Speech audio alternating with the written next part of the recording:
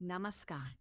आप सभी का एक बार फिर से स्वागत है हमारे चैनल सनातनी कृष्णव में। सभी को नवरात्रि के 7वें दिन की हार्दिक शुभकामनाएं।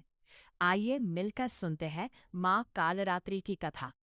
जब जब इस संसार में अधर्म अपनी सीमा पार कर देता है, तब एक ऐसी शक्ति प्रकट होती है जो केवल विनाश ही नहीं करती बल्कि अंधकार का अंत कर देती है। वो शक्ति है माँ कालरात्रि। प्राचीन समय की बात है। दो असुर थे, शुभ और निशुंभ।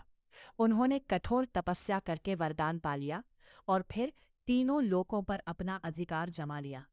उन्होंने देवताओं को स्वर्ग से निकाल दिया और इसीलिए हर जगह भय और अंधकार छा गया। तब सब देवता माँ आदि शक्ति की शरण में गए और उनसे प्रार्थना की, हे माँ, हमारी रक्षा करे। तब माँ दुर्गा ने असुरों को युद्ध के लिए ललकारा।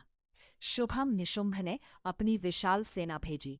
देवी ने एक एक कर सारे असुरों का संहार करना शुरू कर दिया। तब आया सबसे खतरनाक दानव, जो था रक्त बीज। उसकी अद्भुत शक्ति थी। उसके खून की हर एक बूंद एक नया राक्षस पैदा कर देती थी। जब ये युद्ध कठिन हो गया और रक्त बीज को मारना असंभव लगने लगा, तब माँ दुर्गा के क्रोध से एक भयंकर शक्ति प्रकट हुई। उनका रंग काला था, बाल बिखरे थे, आंखों में अग्नि थी। वही थी माँ कालरात्रि। अब युद्ध का सबसे भयानक दृश्य शुरू हुआ। जैसे ही रक्तबीज घायल होता, उसका खून गिरता और हजारों नए राक्षस बन जाते। अब माँ कालरात्रि ने अपना विशाल मुख फैलाया और जैसे ही खून गिरा, उन्होंने उसे धरती पर गिरने से पहले ही पी लिया। अब कोई राक्षस पैदा नहीं हुआ और अंत में उन्होंने रक्तबीज का वध कर दिया।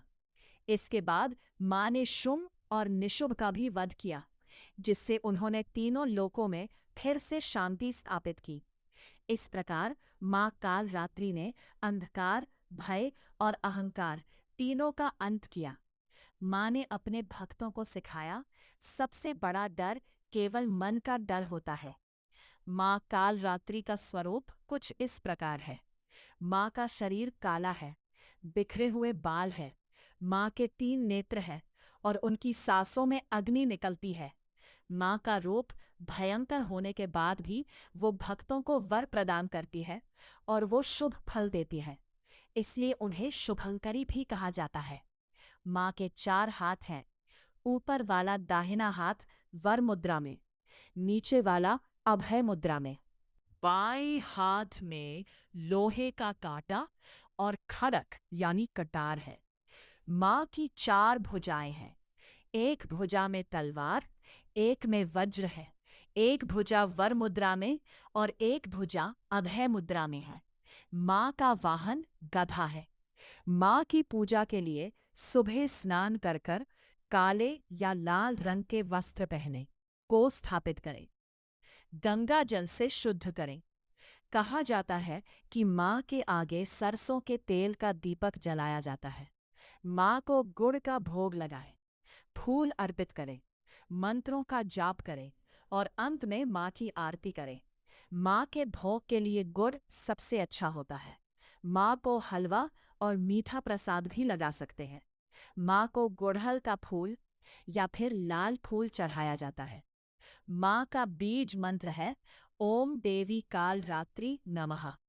माँ से प्रार्थना करें, हे माँ कालरात्रि, मेरे जीवन से सभी भय, संकट और अंधकार को दूर करें। माँ कालरात्रि सहस्त्रार चक्र से जुड़ी है, जो कि भय का अंत करता है, आत्मज्ञान बढ़ाता है और मोक्ष दिलाता है। माँ कालरात्रि का वाहन गधा क्यों है?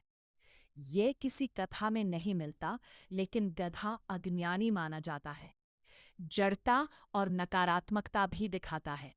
ये हमारे मन का भी प्रतीक है, जो कभी इधर उधर भागता है, कभी आलसी होता है और कभी गलत सोचता है। माँ कालरात्रि उस पर सवार है।